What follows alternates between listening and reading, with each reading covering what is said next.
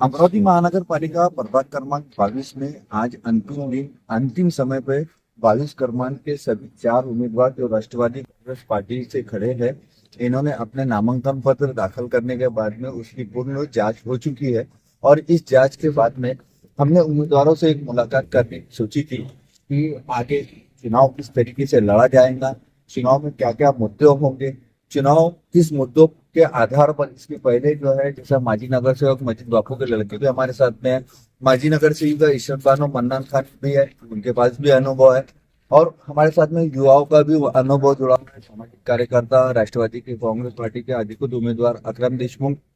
उसी प्रकार से एससी वर्ग से हमारे साथ में मौसमी वैभव नंदा गौड़ी ये भी जुड़े हुए हैं। कुल मिलाकर ये एक जो पूरा पैनल बना है, ये पैनल बडनेरा वासियों के लिए आगे विकास के लिए एक इतिहास लिखेगा। सबसे पहले मैं रियासत से भाई से पूछना चाहूंगा कि क्या मुद्दे लेकर और किन मुद्दों के तहत जनता आपको वोट देगी और आप क्या मुद्दे लेकर जनता से वोट मांगेंगे। अभी तो हमने जो फॉर्म भरा था, फॉर्म डाले, आज चेकिंग हुई। चेकिंग में हमारा सब क्लियर है। और ये राष्ट्रवादी पार्टी ने हमको ये जो घड़ी का जो निशान दिया, जो हमको उम्मीदवारी दी है, हम राष्ट्रवादी पे खरा उतरे और हमारा पैनल चलेगा चारों का। जिसमें से हम जो माजी नगर सेवक है मजीद बापू के, जिन्होंने काम किया 2007 से 2012 के अंदर, जो वर्क किया, पब्लिक उनको चाहती है और पसंद करती है। मेरे साथ में माजी नगर सेवक इशरत बानो है, उन्होंने भी काम किया, लोगों के चर्चा में हूँ। जिसके बाद में सामाजिक काम कर रहे जो 10 साल से अकरम देशमुख, यंग लड़कों के अंदर में एक चॉइस और जिसको पसंद करते लोग, वो हमारे साथ में खड़ा हुआ है। एक हमारे नंदा गौड़ी मैडम है, जो वो भी यंग है, जो भी पब्लिक के साथ में जुड़ी हुई है, मीटिंग ले रहे, कार्यक्रम ले रहे, उनका वर्क है। उनको वो एक यंग कैंडिडेट है। मैं एससी महिला के अंदर हमको फाइनल ऐसा मिला हमारे को, तो बहुत अच्छा फाइनल बढ़ने के अंदर में हमको एक उम्मीद है कि हमको पब्लिक पसंद करेंगी, हमको वोट देंगी। हमसे आशा है कि ये हमारा वर्क करेंगे, हमारा काम करेंगे। हमारी समस्या है नाली, रोड, लाइट समस्या नहीं है हमारा, बाकी सभी सुविधा समस्या है, जो दवा खाने के मैटर है और दूसरी भी सुविधा है कि जो हम इसमें खरा उतरेंगे। और हमारे अकरम भाई, हम है, ये जो भी अभी कोई भी कहीं का भी काम करे तो हम भागते दौड़ते, हमको एक फोन आने की जरूरत, हमको किसी ने एक कॉल किया तो हम उसी टाइम वहां जाके पहुंच जाते हैं। भाई तेरी समस्या क्या है, तेरा काम क्या है, ये हम करते रहते लोगों को। और आज से नहीं, हम 1992 से हमारे बड़प्पा भी खड़े थे, जब से हम लोगों के समस्या, लोगों के पब्लिक के साथ में जुड़े हुए और हमेशा जुड़ते रहेंगे। पब्लिक से उम्मीद है हमको भरोसे में खरा उतारे। जैसा कि आपने जाना कि राजनीति क्षेत्र में अनुभव बहुत बड़ा मायने रखता है।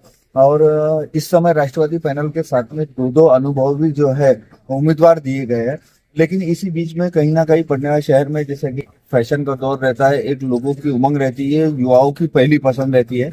ऐसी एक शख्सियत हमारे साथ में अकरम देशमुख, आप परिचित जरूर है, लेकिन युवाओं के हद तक बोलने के बाद में बुजुर्गों की भी बात उतनी ही अहमियत रखती है कि उनका भी एक वजन रहता है समाज के अंदर में, और हम लोग उन्हीं के आदर्शों पे चलते हैं। क्या अब युवाओं के आदर्शों को, आपको जो मानते हैं, आपका आदर्श मान रहे हैं युवा आपको, तो उनको क्या संदेश देना चाहेंगे। और चुनाव के आपके भी दिमाग में ऐसे क्या मुद्दे थे कि जो बडनेरा वासी उससे वंचित रह गए। अस्सलाम वालेकुम, मैं अब्दुल अकरम अब्दुल अहद देशमुख, सामाजिक कार्यकर्ता हूँ। आज यहाँ पे महानगर पालिका में सबसे पहले तो आज जो डॉक्यूमेंट्स की साइनिंग हुई, इसमें हम आज यहाँ पे खड़े उतरे। सबसे पहले तो हमारी यहाँ घोषणा हो चुकी है। ये मैं पूरे पैनल का तय दिल से शुक्रिया संजू भाव खोड़के का, माननीय बधाई खोड़के का, जिन्होंने भरोसा किया, हमारे पैनल को स्ट्रॉन्ग बनाया। और देखिए, युवाओं के लिए तो सबसे पहले तो रोजगार। रोजगार यहाँ पे हर 2 3 4 दिन बुलडोजर आता है, अतिक्रमण आता है, तो हमको सबसे पहला जो मुद्दा है हमारा वो बफर जोन का है। उसके बाद में यहाँ पे जो कॉलेज हमारे समाज के लिए, जो 11वीं 12वीं जो उर्दू शिक्षा के लिए चाहिए, वो नहीं है। तो हमारा दूसरा मुद्दा ये रहेगा। उसके बाद में एक हमारा सबसे अहम मुद्दा है जो हमारे पास में है, कब्रिस्तान, जो हमने भोजपुर से भी चर्चा की है इस बारे में कि भाई कब्रिस्तान जो है वो आने वाले समय में तो शॉर्ट पड़ने वाला है, इसीलिए आप कब्रिस्तान की जगह देखिए। और समाज, सभी समाज के लिए एक शादी हॉल जो है हमारा, एक वो भी उद्देश्य है कि हमारे यहाँ पे सभी समाज के लिए एक सार्वजनिक शादी हॉल होना चाहिए, जिसकी एक कम से कम फीस होना चाहिए। जो एक गरीब तबके के जो लोग हैं जो हजारों रुपए नहीं दे सकते हैं, वो कम से कम वो ऐसे हॉल में जाके अपना 200-500 रुपए में अपनी पावती बना के वो हॉल ऐसा होना चाहिए। ये सारी जो बातें हैं ये हम आने वाले समय में करना चाहते हैं, और हमारे को जो सबसे बड़ा सपोर्ट है वो हमारे लिए सबसे बड़ा आज जो सपोर्ट है वो है हमारे लिए संजू भाऊ खोड़के साहब, जिन्होंने हमको एक विश्वास दिया, एक ताकत दी। और आगे भी इंशाल्लाह हम उसके आगे भी जो है बहुत सारे जैसे दवाखानों पे अभी राज भाई ने बताया, जैसे मोदी हॉस्पिटल में बहुत सारे मसले हैं और बहुत सारी छोटी छोटी चीजें भी है। रोड, नाली और सड़क, ये एक नगर सेवक की भूमिका नहीं रहती है। लोग ज्यादातर नगर सेवक को उसी भूमिका में समझते हैं। तो मेरा यही मानना है कि इसके अलावा भी जो मैंने मुद्दे बताया वो भी मुद्दे एक नगर सेवक कर सकता है। और मेरी पब्लिक से, तमाम लोगों से, सभी समाज के लोगों से गुजारिश है कि भाई हमारे पैनल को विजय बनाइए। हमारी चुनाव निशानी है घड़ियाल घड़ियाल घड़ियाल घड़ियाल। तो जैसा कि आपने देखा कि अनुभव एक युवा, अब इसी में आज हमारे समाज में एक सबसे अहम कड़ी होती है महिला सशक्तिकरण। महिला ही है हर किसी के पीछे विजय बनाने के लिए, और उसी में अगर जो सुशिक्षित महिला अगर से आपके पैनल में या आपके साथ में रहती है तो हर जगह आप इसमें कामयाबी हासिल कर सकते हैं। इसमें राष्ट्रवादी कांग्रेस पार्टी ने एससी वर्ग से जो है मौसमी वैभव नंदा गौड़ी की उम्मीदवारी घोषित की है। इनका वैसा दलित समाज के अंदर में बहुत अच्छा वर्चस्व है, सामाजिक कार्यों में यह हमेशा अग्रसर रहती है। मैं आपसे पूछना चाहूंगा कि जैसे आपने जो सामाजिक कार्य के साथ साथ लोगों की क्या ऐसी परेशानियां देखी जिसकी वजह से आपने चुनाव लड़ने की जो है ठानी, ताकि वो परेशानियां दूर हो सके। नमस्कार, मी भोसले वैभव नंदा.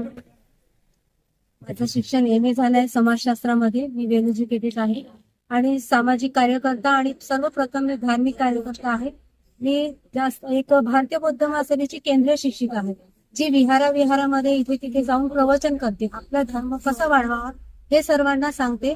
त्या व्यतिरिक्त इतर धर्मामध्येही माझं चांगलं वर्क आहे, चांगले काम आहे, त्यांच्याशी माझे चांगले संबंध आहेत.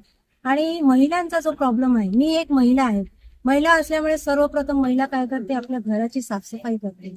तर स्वच्छतावर मी जास्त माझा केंद्रबिंदू आहे की माझं घर आता हा माझा प्रभाग आहे आणि ह्या प्रभागाला मला सर्वात आधी स्वच्छ करायचं. त्यानंतर प्रत्येक लेडीज कडे जाते मी, तर त्या लेडीज म्हणतात की आम्हाला काहीतरी रोजगार द्या. तर मी एक महिला आहे, मलाही असं वाटतं काहीतरी केलं पाहिजे. पण जेव्हा त्या महिलांकडे जाते, त्यांचं दुःख मी बघते, तर त्यांच्याकडे असं वाटते की यांना काहीतरी रोजगार द्यावा. तर महानगरपालिकेच्या बचत गट आहे, त्या माध्यमातून खूप योजना येतात, लघुउद्योग आहेत, काही आहे. ते मी जर जिंकल्यानंतर मी त्या महिलांचे जे आहे प्रॉब्लेम आहे आणि रोजगार आहे ते देण्याचा प्रयत्न करेन आणि या प्रभागात खूप चांगलं काम करेन अशी माझी इच्छा आहे. प्रभाग 22 मध्ये तुम्ही महिलांचे जे प्रश्न सांगितले, त्याची व्यक्तिगत अशी कोणती बाब तुम्हाला निदर्शनात आले त्याच्यामुळे महिला जे आहे मागे राहिली आहे, त्यांचा विकास झालेला नाही आहे, असं कोणते मुद्दे लक्षात आलेले आहेत तुम्हाला जे शासनाजवळ नाही पोहोचलेले आहेत किंवा शासनाने दिलेले आहे तरी सुद्धा जे आहे ते लोकांनी त्यांच्या जवळ पोहोचलेले नाही आहे? जे शासनाकडून येतात, मला असं वाटतं काही अभ्यास केला तर असं वाटतं ते कागदावरच राहून जाते, त्या गरीब महिलांपर्यंत ते पोहोचत नाही. मी जर मला या मुद्द्यापर्यंत आम्ही जर आली, ते कागदावर न ठेवता त्या महिलांपर्यंत नक्कीच पोहोचत. तो जैसा कि आपने जाना कि प्रभाग क्रमांक 22 की राष्ट्रवादी की जो पैनल की टीम जो थी, राष्ट्रवादी के पैनल के तीनों ही उम्मीदवार और माजी नगर सेविका इशरत बानो मन्नान खान, जो किसी कारणवश फॉर्म भरने के बाद में जल्दी से चले गई और वो यहाँ नहीं पहुंच सकी, लेकिन कहीं ना कहीं आज बडनेरा शहर के अंदर में राष्ट्रवादी पैनल के ये चारों ही उम्मीदवारों की चर्चा ये है कि बडनेरा शहर के अंदर में विजय होकर ये इतिहास बनाएंगे। श्रद्धा फैमिली शॉपिंग में जाएंगे हम सभी, साड़ियों की नई डिजाइन देखो यहीं से लाएंगे। श्रद्धा फैमिली शॉपिंग में जाएंगे हम सभी, लेडीज जेंट्स बच्चों की हर फैशन लाएंगे सभी। फैशन के सफर में आप भी आगे ही आगे बढ़ते चलिए, क्योंकि बिजीलैंड का सबसे बड़ा आलीशान भव्य showroom Shraddha family shopping and mall, Bizilland complex, Nandgaon Peth, Amravati.